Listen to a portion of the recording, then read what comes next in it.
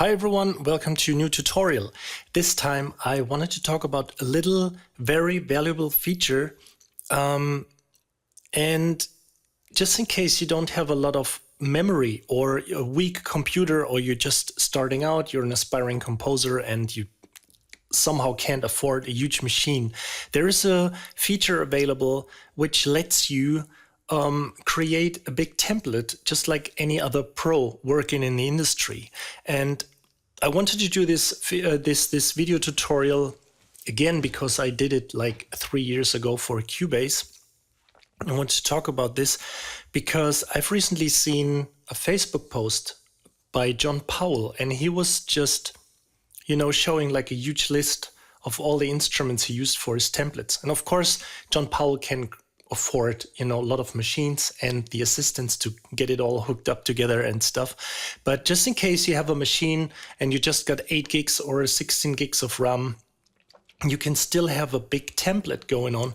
And I just want to show you how, because actually by reading through the comments of this, of John Powell's post, I figured that a lot of people don't even know about how to deactivate a track. And just don't please confuse this with freezing a track or, bypassing the contact instance. It's really about deactivating a track. So you still have it available, but it just uses a fraction of power of your computer. And I mean, technically or theoretically, you could build a template with 100, 200 or 300 tracks by just having a machine with 16 or 32 gigabytes of RAM. And I just want to show you how. So I'm just loading in a contact instance here. And I just, just open, let's just do the Cinematic Studio strings, the first violins. And then just in case it loads a little bit quicker, I loaded the library before. So you don't be surprised what a fast machine I got. So I loaded it before, and that's why it loads faster on the second time. So I just let's just open these 3 instances here. So let's do it the same with the viola. So we got the first violins, the second violins, and the violas. Oh, come on, let's load the cellos too.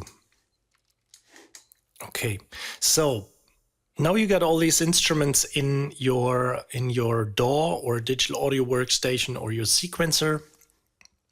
And I always say sequencer because I think the digital audio workstation in general is just the whole computer and set up with your programs and plugins and whatever. So let's name this Cinematic Studio Strings Violins 1, Violins 2, and let's do the same for the violas and the same for the cellos. So now we got these instruments set up here, playing okay. Okay, so now what I want to talk about, now when I open my Task Manager, you see that currently my used memory is 5.6 gigabytes.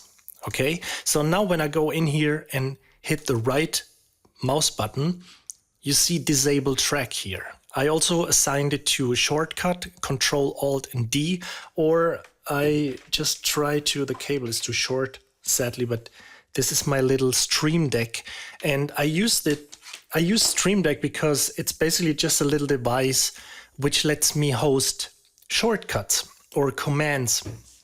And I don't actually need anything else. And the funny thing is, let me just quickly show it to you like this. And then once I go to the desktop, it changes.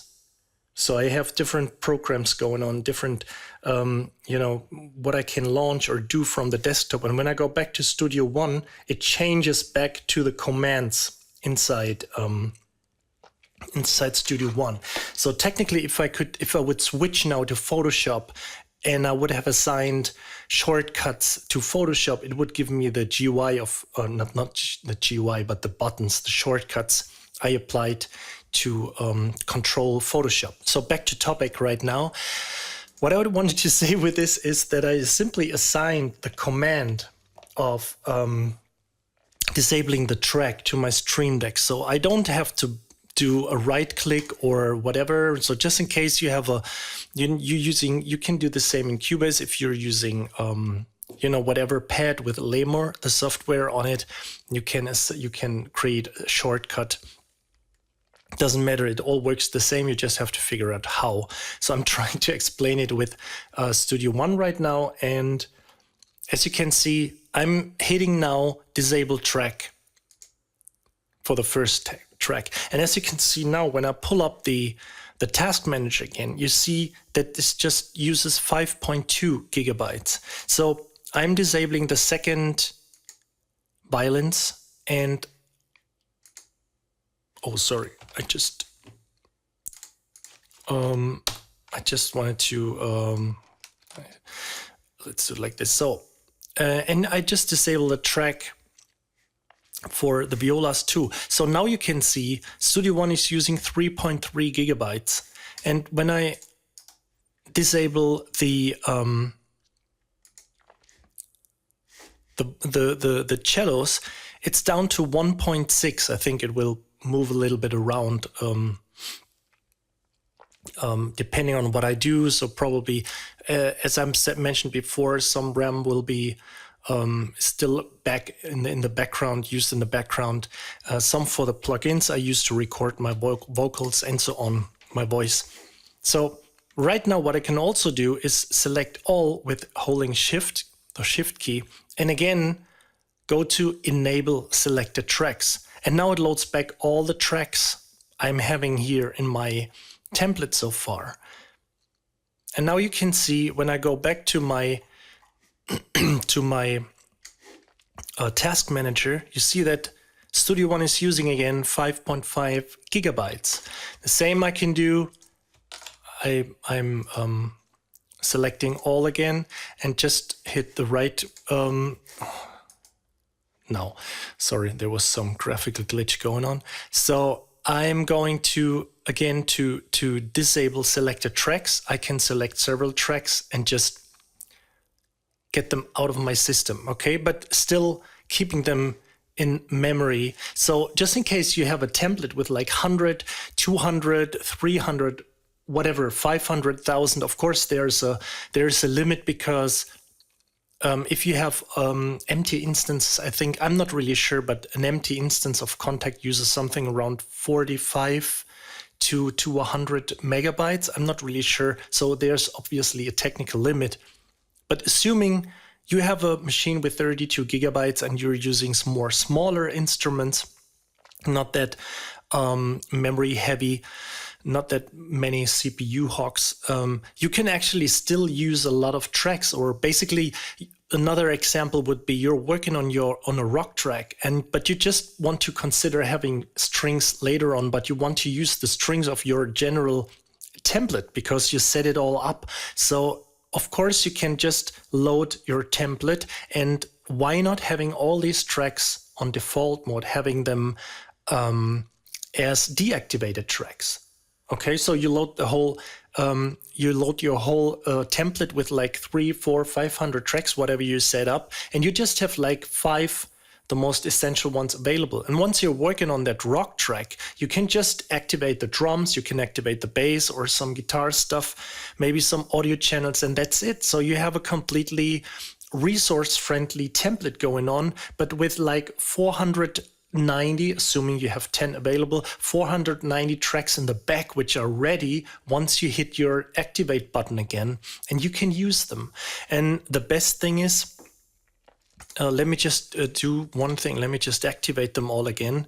There is actually something funny I discovered right before. I didn't know about this too, but I just want to show you because it's so cool. Let's assume I just go over to my effects section here and use the FabFilter Pro, the equalizer, and I have all the tracks. I have all my tracks highlighted. Okay, I just highlight them again with holding Shift, and I just drag it over.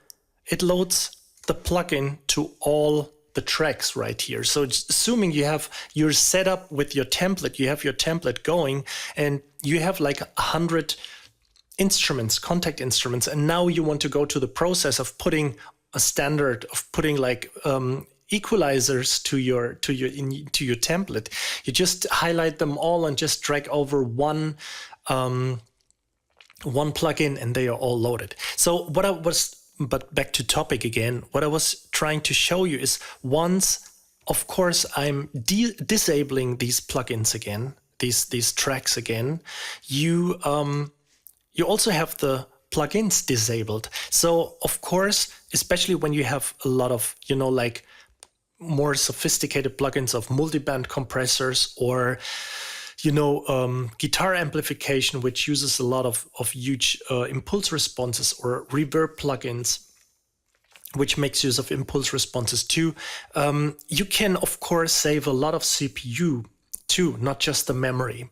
And this is what I quickly wanted to show you. So basically, theoretically, you could have with let's say a 16 or 32 gigabyte RAM machine, technically you could have a template of like 500 tracks. And the only problem you will run to is if you try to, have them all available probably. But the thing is, I mean, to be honest, when you have a template with 100 or 200 tracks or even more, there is just 25% of all these instruments running simultaneously. I hardly ever had a session. I mean, if you have, let me know what you do differently, unless you have like little instruments which you all use, like a general strings track, a general brass instrument. Maybe you're using Symphobia or stuff like this. So you have like 5 tracks and you're just making use of all within one track. Then, of course, all these tracks run simultaneously. But when you have a big template of like 500 tracks, I mean, to be honest, when I had big templates going on like this, there was just always maybe 25 to 30%, maybe less instruments running. So 70%, roughly 70% were sitting there eating RAM and memory and didn't do anything during your track. So you could, of course, use a lot of, make use or have a huge template available, but just a few tracks activated, but have them all at hand. So just in case you're working, as I mentioned before, on a rock track and suddenly you want to introduce string tracks, you just go over and just activate, for the shortcut, I assigned it to Control Alt and D for deactivate. So I like to have it logical, and you can have these tracks available. So yes, that's about it. So just in case you didn't know about this feature, I hope it helped you a little bit. Let me know in the comments what else are you doing for having a decent template and trying to get, try to keep it resource friendly. But I think this is the best solution when you want to have a resource friendly template. You want to have all your tracks available, all your sample libraries you use, all your instruments you use, but don't want to have them actively sitting in your digital audio workstation or your sequencer. Yes, so basically that's the thing I just wanted to show you. And if you got any questions, comments, make sure to write me below. And thank you for watching, and see you next time.